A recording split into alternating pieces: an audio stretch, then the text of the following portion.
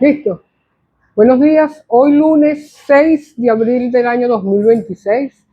Recién finaliza la videoconferencia de todos los lunes con los equipos regionales del PPT para intercambiar opiniones, recibir información, propuestas para la rueda de prensa sobre los temas sobre los cuales debe pronunciarse nuestra organización.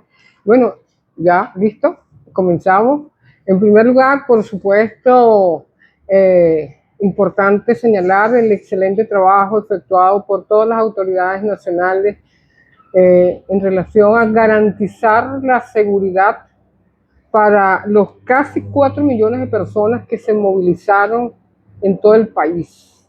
Eso no es cualquier concha de ajo, como se dice, eso exige un nivel de preparación extraordinario para generar y facilitar esa movilización, evitar cualquier situación, accidente que pudiera ocurrir y, eh, y además dos aspectos que es un aspecto que nosotros consideramos que es parte de la resiliencia del pueblo venezolano, que ante todas las dificultades, ante todos los desafíos, entiende la importancia de en familia celebrar, festejar todos aquellos aspectos de las costumbres venezolanas. Y una de ellas, sin lugar a dudas, es la Semana Santa. Venezuela es un pueblo altamente católico y por ende celebra estos ritos religiosos permanentemente en Caracas y en todos los lugares del país. Desde esa perspectiva, nosotros en primer lugar quisiéramos saludar y acompañar el mensaje de nuestra presidenta encargada, Delcy Rodríguez, que como siempre ha estado movilizándose por todo el país y dando un mensaje de paz, de unión, de reconciliación, que es muy necesario en estos tiempos complejos. Nosotros acompañamos a la compañera presidenta encargada, Delcy Rodríguez, en todo ese esfuerzo enorme por superar y generar esperanza a nuestro pueblo. También quisiéramos señalar también el hermoso mensaje del presidente Nicolás Maduro Moros, presidente constitucional de la República Bolivariana de Venezuela, que mediante Nicolás Maduro Guerra, que es más de paz que de guerra, envió un mensaje muy hermoso, donde toca las fibras de la espiritualidad del pueblo venezolano y de la significación de la Semana Santa, la crucifixión de Jesús de Nazaret. Y él señalaba, además de la absoluta empatía, coincidencia con el mensaje de la presidenta encargada, el presidente Maduro señaló que justamente en estos momentos donde se recuerda el sufrimiento de Jesús, el renacimiento, además de la significación del Jesús hecho hombre y luego hecho espíritu, él señalaba aspectos que para nosotros son cruciales y que lo hemos vivido durante estos 27 años. Él hablaba que en estos momentos es cuando es más evidente históricamente y espiritualmente para el mundo que el amor vence al odio, que la paz vence a la guerra, que la verdad está por encima de la mentira. Y ese es un mensaje crítico, simbólico, espiritual, de todo el daño que han tratado de hacerle a nuestro pueblo, y el pueblo sigue adelante, porque nuestro pueblo sabe quiénes somos y de dónde venimos. También en la misma línea de acción tenemos que recordar también el mensaje del Papa León XIV, quien señala desde su homilía también un mensaje de paz, de reconciliación y un llamado a suspender la guerra, una exigencia a los líderes mundiales de suspender las guerras.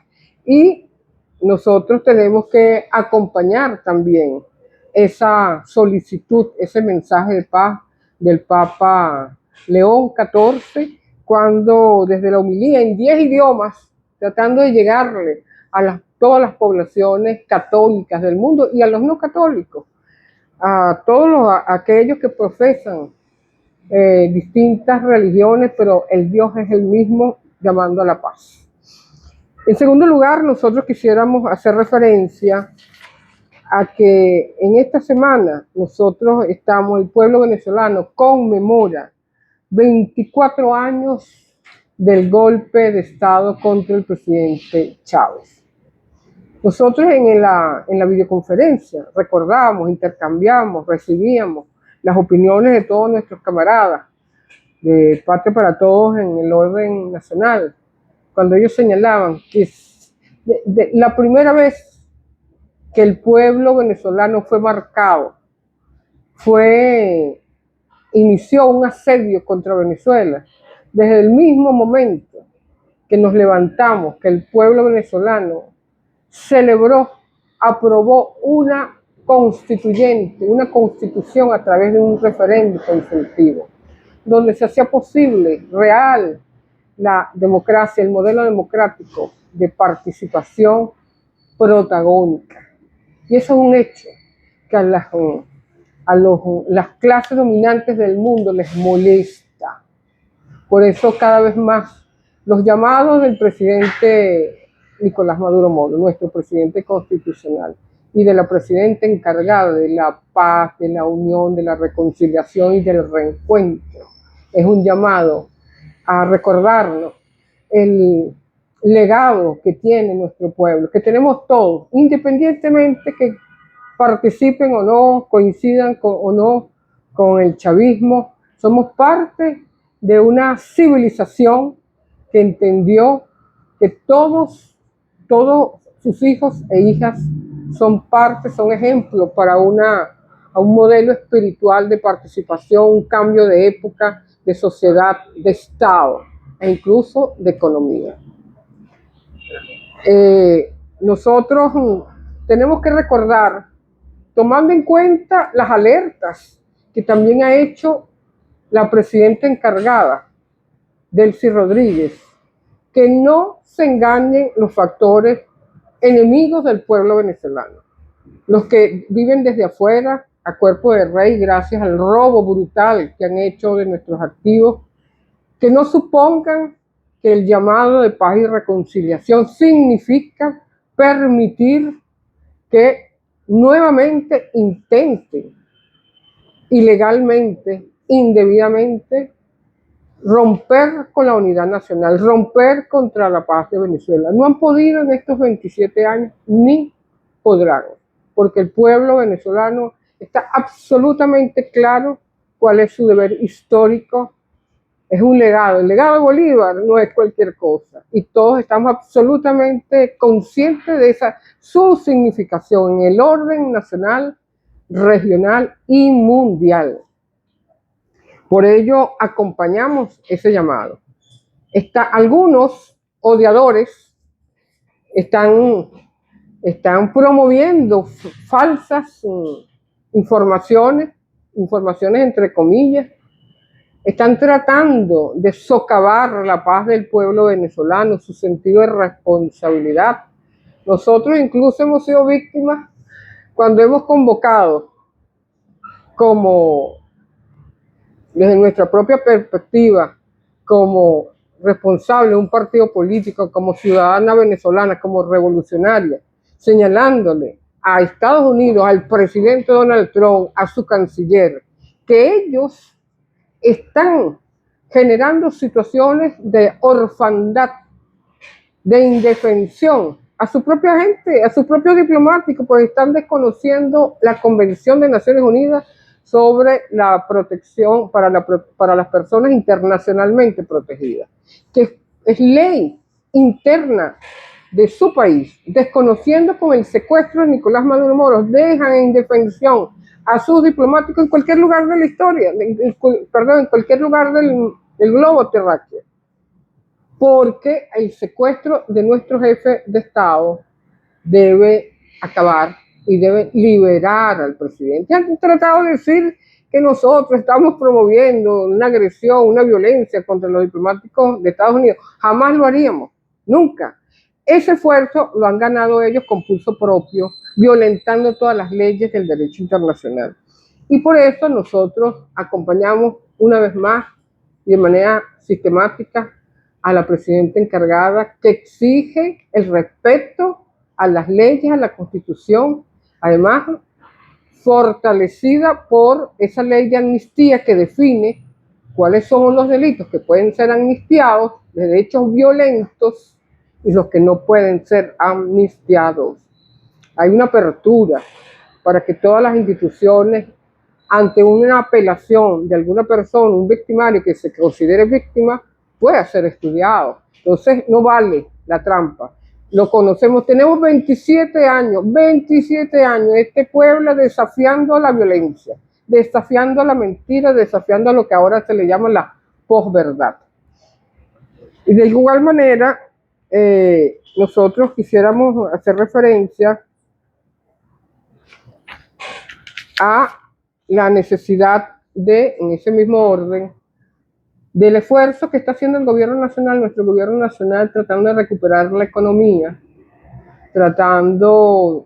sabemos que las exportaciones de Venezuela en el ámbito petrolero, en el ámbito minero, ha crecido. Sin embargo, acompañamos y estamos estudiando la forma para coadyuvar a ese esfuerzo del gobierno nacional. Porque, si bien es cierto que el mercado energético venezolano se ha reconfigurado, han salido 60 embarcaciones hacia otros lugares del mundo, el tema es que nuestros recursos deben ser administrados, depositados en el Banco Central de Venezuela. Acompañamos la exigencia del Banco Central de Venezuela, acompañamos la exigencia de la presidenta encargada de suspender, eliminar de una vez y por todas de todas las sanciones, las medidas coercitivas unilaterales, más que no son sanciones, medidas coercitivas unilaterales que impiden que Venezuela pueda disponer de esos recursos de manera directa como corresponde. Y eso lo tiene que saber nuestro pueblo. El pueblo debe prepararse para defender, exigir a los organismos internacionales que le exijan al gobierno norteamericano que ese dinero le pertenece al pueblo, a nuestro Estado.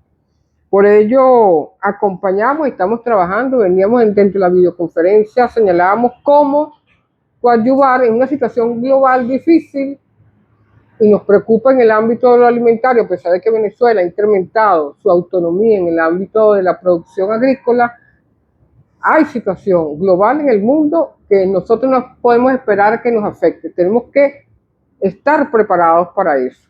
Y es parte de un plan que tenemos, el plan de resistencia activa, que estamos planteando para presentarlo. Ya hemos estado trabajando en estas 2 semanas para presentarlo a nivel nacional, entregárselo inclusive a la presidenta encargada, porque para eso son los partidos, para hacer propuestas que coadyuven a la soberanía y la independencia de nuestro país, porque además es necesario decir que nos parece sumamente importante la reanudación de las relaciones diplomáticas con una encargaduría en Venezuela, en Caracas, y con una encargaduría nuestra en Washington. Y debe facilitarle al pueblo venezolano a que recupere sus activos, recupere Citgo, de verdad, recupere el oro, y que además nuestros pasivos indebidos, o sea, nosotros no hemos podido pagar nuestras deudas por justamente el bloqueo y las medidas coercitivas unilaterales. Y tenemos que trabajar en función de cómo lograr desmontar ese aparataje que ha tratado de asfixiar a Venezuela desde hace varios años. También, por último, quisiéramos plantear el debate en relación, promover un debate el que no la debe no la teme, porque algunas organizaciones disque, ONGs, intentan desconocer la Constitución de la República Bolivariana de Venezuela, que establece claramente que la decisión adoptada el 3 de enero por el Tribunal Supremo de Justicia sigue vigente. La Constitución de la República es muy clara. Los artículos 233, 234 establece las causales de la falta absoluta y la falta relativa. En ninguna está el secuestro. Admitir, como pretenden algunos, que en Venezuela hay falta absoluta por un secuestro, eso es asumir el coloniaje y la tutela que pretende imponer el gobierno de Estados Unidos. La Constitución es muy sabia, hemos dicho, es antisísmica, ha logrado superar, de acuerdo a su estructura y sus normas, todos los desafíos que hemos vivido en estos 27 años. Por lo tanto, vamos a dar el debate a los compañeros a nivel nacional. Tenemos que abrir el debate, porque ellos están pensando que ellos están solitos en el debate, constitucionalmente, y desde el derecho constitucional y desde el derecho internacional, es un acto de traición a la patria, pretender desconocer nuestra Constitución. Delcy Rodríguez será presidenta encargada hasta que nos regresen al presidente Nicolás Maduro Moro, debidamente secuestrado, y la diputada Cilia Flores. Y de hacer elecciones será en el año 2030, como lo establece la Constitución. Entre tanto, todos aquellos que llamaron a la agresión y los ataques contra Venezuela y festejaron el secuestro, se van a quedar con los crespos hechos. Hemos dicho, ¿hay patria para todos? No hay patria para nadie. ¿Hay alguna pregunta? Sí, quería que me aclarara un poco sobre el plan de resistencia que le iba a presentar a la presidenta encargada, que pudiera explicarlo más conciso si eso se refiere a lo que viene siendo la economía y el crecimiento del país. El plan nuestro, que hemos estado discutiendo en el partido desde hace 2 semanas atrás, discutiendo sobre diversos teóricos, sobre la filosofía política de los partidos, de las revoluciones, de las transformaciones, hemos decidido presentar la propuesta sobre los 3 puntos que ella señaló desde un primer momento. La idea es cómo coadyuvar a que esos 3 puntos tengan la fortaleza, tengan el aporte, y eso es un deber nuestro, de todos los partidos, de todos los ciudadanos, pero estamos tratando de darle contenido. El primero sobre la unidad, la paz y la gobernabilidad. El segundo es sobre el tema económico, evidentemente, y el tercero estamos hablando de líneas gruesas, sobre la liberación de nuestro presidente. Sobre esos 3 puntos nosotros le hemos llamado la resistencia epistémica. Recordar exactamente de dónde venimos, quiénes somos y dónde venimos, porque el plan obviamente ha sido desde hace 27 años destruir el proceso revolucionario y generar una división dentro de las filas del pueblo venezolano, dentro del chavismo. ¿Cómo lograr desde propuestas concretas impedir que eso ocurra? Y evidentemente lo que estamos viendo es que hay un esfuerzo. Son varias etapas que hemos vivido durante todos estos años. La primera etapa fue la desestabilización del gobierno del presidente Chávez. Primero el golpe de Estado. Y hay hitos durante todo ese proceso histórico que señalan exactamente cómo se movilizaron la élite mundial para derrotar el proceso bolivariano. Luego, con la partida física de Chávez, inmediatamente las medidas coercitivas unilaterales, que no se habían producido de manera sistémica, se habían dado algunas, pero no de manera sistémica, para ahogar, asfixiar al pueblo venezolano. Y sucedió la migración.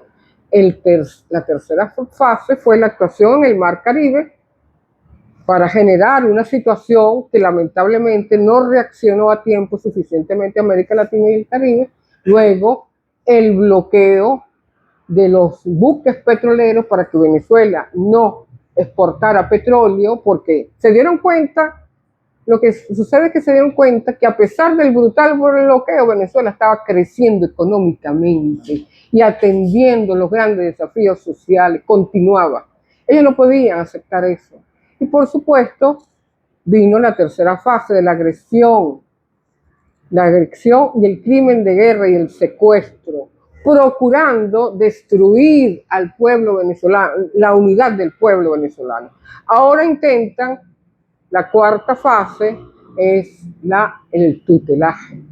Y por ello es tan importante la complejidad del momento, como es importante garantizar, dar herramientas.